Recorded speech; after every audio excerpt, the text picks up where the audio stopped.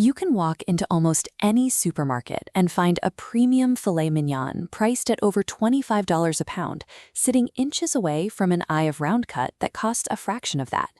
That price gap comes down to biology. The eye of round is sourced from the cow's hind leg, a muscle that carries heavy weight and works hard every single day. That heavy exercise builds dense, tightly bound protein fibers and thick layers of chewy collagen. For centuries, cooks solved this toughness with two primary methods: braising the meat low and slow, or hanging it up in massive industrial facilities for months to dry age. But as beef dry ages, it loses massive amounts of moisture and develops a moldy outer crust that has to be trimmed away and thrown in the trash. That waste, combined with the storage time, drives up the price. So if you want to cook a tender, medium-rare steak tonight on a strict budget, and you don't happen to own a professional aging locker, you face a logistical problem. You can't undo the animal's biology with a quick sear in a pan. To get a tender result quickly, you must bypass biology entirely and break the meat down using basic chemistry. One of the oldest chemical solutions originated in traditional Chinese kitchens. Cooks developed a technique called velveting, designed specifically to rescue thin slices of cheap, lean meat. The active chemical agent driving modern velveting is sodium bicarbonate, commonly known as baking soda. This diagram shows exactly how it works. When you coat a tough cut of beef in baking soda, it drastically raises the pH level right on the surface of the meat, creating a highly alkaline environment. Because of that high pH, the proteins physically cannot tighten up. When you drop that meat into a searing hot wok, the alkaline environment stops the muscle fibers from contracting and squeezing out their internal water. By artificially forcing the muscle fibers to stay relaxed, an alkaline treatment creates a moisture barrier, holding up in the intense heat of a stir-fry. Alternatively, you can drop the pH. A historic trick among American cowboys was soaking tough sirloin cuts in dark, cold-brewed coffee over the campfire. The specific natural acids present in coffee penetrate the tissue, slowly attacking and weakening those dense muscle structures over a period of a few hours. Harsh acids like pure white vinegar or heavy citrus tend to chemically cook the meat, while leaving a sour aftertaste. Coffee operates much more gently.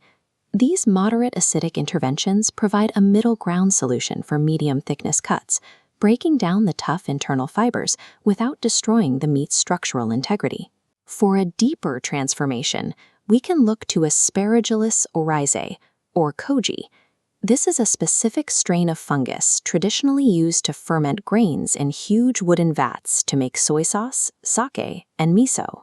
When applied to a steak, this fungus produces a powerful class of chemical tools called proteases. Proteases act like microscopic scissors. They actively seek out long, tough protein chains inside the meat and snip them into smaller, weaker fragments. As we can see in this molecular diagram, those shattered protein chains become individual peptides and amino acids, specifically filling the meat with glowing blocks of glutamic acid. That glutamic acid is the exact chemical compound that triggers the savory sensation we recognize on the human palate as umami. By coating a cheap cut in a koji rub, those enzymes achieve the structural breakdown and umami generation of a 45-day dry age, but they do it in just 48 to 72 hours. Harnessing these biological enzymes allows cooks to chemically accelerate time, effectively cheating the aging process entirely. If you want true long-term aging without the financial loss of trimming away the exterior, modern luxury kitchens have adopted a method called butter aging. By encasing a cut of beef in a solid layer of butter, you create an anaerobic or oxygen-free sealant. Cut off from the air, the meat's own natural internal enzymes slowly soften the flesh. That protective fat barrier prevents the exterior rot associated with traditional dry aging. You save the edges of the steak while preserving a highly tender luxury texture. These chemical techniques are precise and effective, unlike the commercial food industry's reliance on mechanical illusions, like running cheap steaks through blade tenderizers to hide their toughness.